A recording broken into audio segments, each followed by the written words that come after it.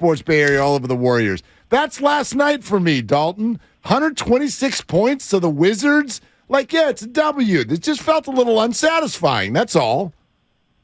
Yeah, I guess that was a good amount. Maybe a healthy Gary Payton II could have helped out with just a little bit, right? The defense was definitely lacking. I mean, on both sides of the ball, it was an absolute offensive show. I mean, you were looking at the numbers earlier, and it's like, okay, one team's shooting 70%, the other team's shooting 60-something%. So, again, the Wizards, they shot 60% and they lost the game. That's crazy to think about.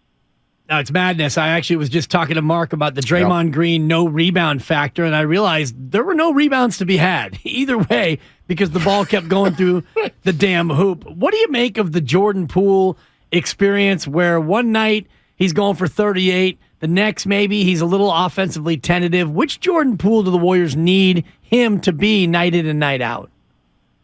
Yeah, I think it's tough because in reality, we praise Kevon Looney for playing game in, game out. I don't think it's said probably enough about Jordan Poole that he plays every single game. And truth is, I think that he's someone, as much as anybody else, needs the All-Star break right now. This has been an up and down season for him. The highs are very high. The lows can be head-scratching at times. We know how the season started out before the season even began. Then you go into that contract, trying to kind of prove yourself. So I think that he's someone that definitely puts a lot on his shoulders, and that's where I think that really having this reset should help him big time. And a performance like Andrew Wiggins had last night is going to help Jordan Poole immensely. So, because he can't always have the load on his shoulders this heavily, because again, he's had some great performances without Steph Curry, but then at times he just tries to do too much. So that's where I think that the All-Star break is going to benefit Jordan Poole as much as anybody else in the Warriors. Dalton Johnson, NBC Sports Bay Area. Hey, before we go too much further into the whole now and the standings, can we back up a little bit and get into the James Wiseman experience? And what was your read on the way the Warriors players and coaches talked about him yesterday now that he is no longer part of the organization? Yeah, of course. I mean, I think if you look, whether it be Bob Myers, Steve Kerr, Steph Curry, Klay Thompson, everyone who was kind of asked about James yesterday, James really was a very well-liked person within the locker room, within the media, too. I really liked any of my interactions with James. It was just a tough situation, so it's like simple as that, right? And it's hard to say for a number 2 overall pick, but with the inexperience that he had in college, and then, he didn't have his first training camp until this season, until year 3. He played 60 games in 2.5 seasons, and some of that was very much out of his control, whether it be the injuries or COVID, all of that, right? So it's really tough. I think that at the end of the day, when it came down to this tricky and confusing trade, there was no way to really rescind this. I think that it wouldn't be doing Gary Payton II right. I don't think it'd be doing James Wiseman right either. I think that they very much do see that they sent him to a situation that should help him, help his career, let him learn from his mistakes. And Steve Kerr said it yesterday that there just wasn't a runway right now, especially in this season where, they just got back to a game over 500. So it didn't work out. I think it still can for James in the right situation. He's 21 years old, and unfortunately, when you have that high of a draft pick, the highest draft pick that the Warriors have had under Bob Myers, the highest draft pick that they've had since they picked number 1 overall in 1995, when it doesn't work out like that, it is a disappointment. It's a little bit of a letdown, but I think that everyone is kind of not relieved, but a little bit of a weight off their shoulders to kind of get rid of the awkwardness around the whole situation. And he goes to a team where he is the 6th youngest player. So a chance to play with a couple of teenagers and a bunch of other youngsters. Maybe that's the fit as opposed to a veteran squad. You mentioned the rescinding of the trade and the Warriors deciding not to do it. And now GP2 out for a month, possibly longer. How did that affect the overall mood of the team going into last night? Yeah, I think they were happy to kind of just have him in the building, obviously.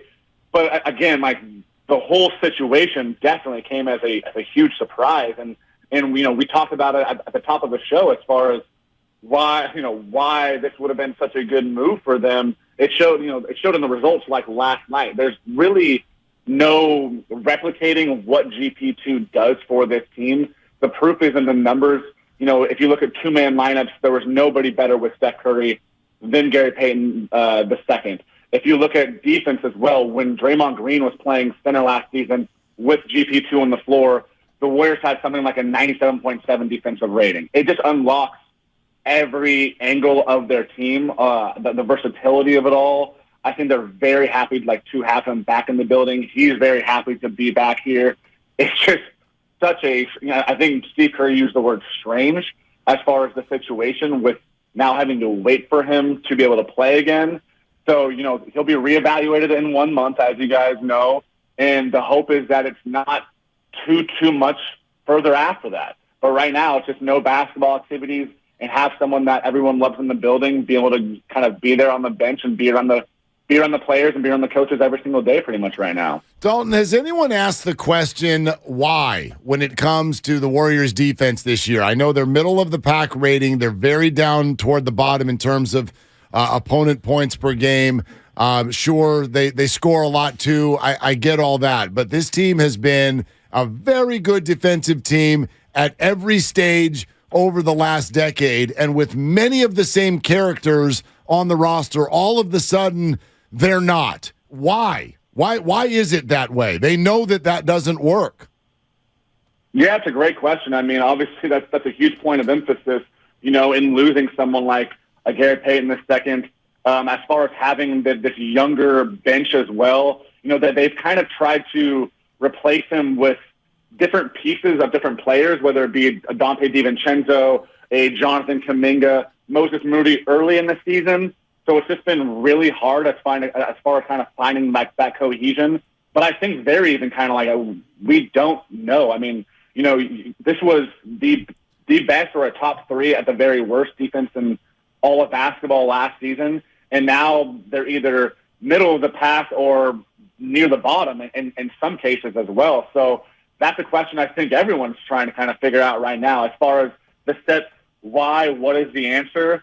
I don't think that there's just a cookie cutter, here it is, this is the answer, or else they would be able to kind of go, okay, we know the answer now, let's go get it.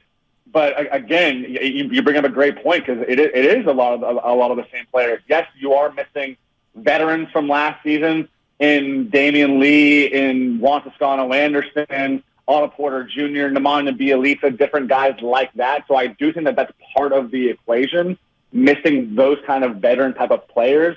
But overall, I don't think anyone saw there being this many cracks in the defense because there simply are just too many easy buckets, and other teams can go on too easy of runs like this season. That's where when the Warriors had a lead in the past, it felt safe. Like this season, not so much. Whether it's the fourth quarter, the third quarter, whatever it might be, they can be up by 15, 20 points, and all of a sudden the other team goes on a 7-0 run, and you're like, okay, here we go. This could really snowball effect quickly. And I just don't think anyone has the clear answer right now. What's the future roster-wise of Ty Jerome and Anthony Lamb in terms of their two-way status and whether or not one or both will get that full Golden State Warriors status this year? Yeah, it's so interesting, especially with the Gary move, right, where you have this open roster spot. You also kind of have not a lot, but a handful of quote-unquote kind of dead roster spots right now. Iguodala. Excuse me, I'm sorry. Something was in my throat, Dalton. He's played 3 games. I expect him to play shortly after the All-Star break. Yeah. Steph Curry is still rehabbing that lower leg injury. GP2 is out for at least a month. Ryan Rollins has a guaranteed roster spot. He's a second-round pick that barely played and is out for the rest of the season. Patrick Baldwin Jr. has a guaranteed roster spot. He's played 15 games as a 20-year-old rookie. Moses Moody has a guaranteed roster spot. He had solid minutes last night, but his role has diminished in year 2. And that's what's tricky is, do you look at one of these two-way guys? Do you look at the buyout market? I think right now with Steph out, Ty Jerome's role has really, really increased. And I just think that he's a smart player that really fits Steve Kerr's system. I think Anthony Lamb earlier in the year really obviously was a mainstay in the rotation, but kind of out of necessity a little bit too. You know, Andrew Wiggins was out for long stretches. Moses Moody, like I said, his role kind of fell off. They didn't really have that quote-unquote veteran wing, really. And Lamb isn't so much a veteran, but he also was a 4-year college player, someone that's bounced around between the NBA and the G League. So he did kind of bring that presence. He was a really good kind of making a corner three-pointers guy. You know, we saw the faults on defense, but Ty Jerome is someone who just controls the game really well. And when I think of a playoff situation, do I think Ty Jerome's going to go out and play 20 minutes for you? No. But I do think having someone that controls the offense for even a few minutes at a time is really, really beneficial. So it's hard for me right now to not see them giving a long look at Ty Jerome especially. Yeah, you know what? It's an interesting point. I think a few weeks ago people would have gone the other way, but he's making a good run at it for sure. Dalton, thanks, man. Great to have you on. Good to hear your voice again. Hey, I appreciate it. Thanks, guys. Always fun. All right, there.